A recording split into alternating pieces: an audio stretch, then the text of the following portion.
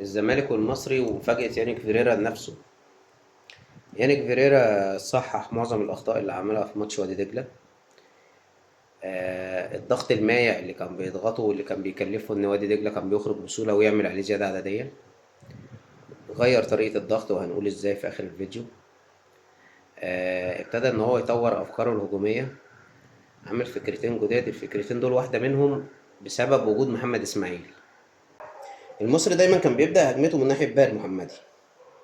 باري المحمدي لما كان بيستلم الكرة كان بيروح لعدي الدباغ. عدي الدباغ بيضغط ضغط شرس، مش بيضغط اللي هو بيحجز، لا بيضغط عشان يقطع.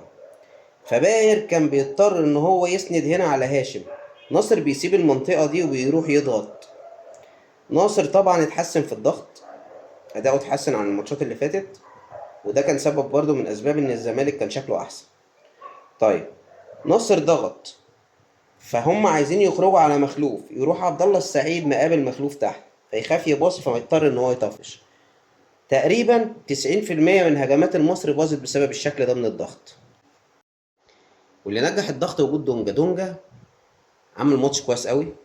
دونجا كان بيلم من ورا الخمسه اللي كانوا بيضغطوا قدام، وبالتالي الزمالك نجح في موضوع الضغط العالي بنسبه تتعدى 90%.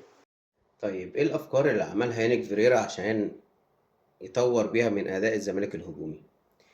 اول واحده، هو كان عملها قبل كده بس معرفش ينفذها صح، انه بنتايج الباك بيطلع يضم معاه ادم كايد، يروح لهم عبد الله السعيد وناصر ماهر، فبيعمل زيادة عددية في جبهة معينة.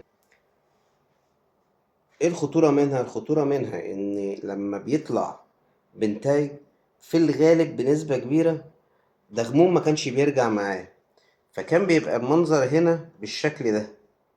مخلوف بينزل عشان خاطر يحاول يغطي مع ناصر، عبد الله موجود، بنتايج موجود، ادم موجود، فبيكون في هنا زياده عدديه. الجون الاول جه من الحته دي لما ناصر عمل زياده هو وادم، وادم حطها له وجات جون. الفكره التانية اللي عملها يانيك فيريرا كانت معتمده على محمد اسماعيل. كانت معتمده ان هو عنده سنتر باك بيعرف يطلع بالكرة كويس وبيعرف يعمل باص طويل محترم. طلع عدي الدباغ انفراد مرتين، الاتنين اتحسبوا اوفسايد. اتفرج على الباص بتاعه اللي بيقطع الخطوط، حاجة مختلفة عن الونش تماما. وجود الونش كان بيفسد كل الهجمات، لأن الونش كان دايما ياخد الكورة فما بيعرفش يتصرف فيقوم عامل الطويلة تقوم مردودة علينا. ده اللي المصري النهاردة الاتنين المدافعين بتوعه عملوه، وبالتالي الزمالك هو اللي مسك الماتش. ده فرق الكواليتي، فرق ما بين محمد اسماعيل وما بين الونش. الحاجة النهاردة كمان اللي اتطورت مع فريرة هي تغييراته النهاردة كلها كانت صح. نزل معالي مكان ادم كايد، وطلع الدباغ ونزل مكانه عمرو ناصر، مش ناصر منسي. ليه مش ناصر منسي؟ علشان طريقة الضغط اللي بيضغطها يانيك فيريرا كان عايز يحافظ عليها، كان عايز يفضل ضاغط الضغط ده، عشان كده فضل ضاغط لحد اخر دقيقة. عشان كده هو غير الاربعة اللي بيشتغلوا قدام، الاربعة اللي كانوا اصلا بينفذوا الضغط. وزي ما كان في تحسن على المستوى الجماعي وعلى مستوى يانيك فيريرا، كان في تحسن على مستوى الفردي من بعض اللعيبة.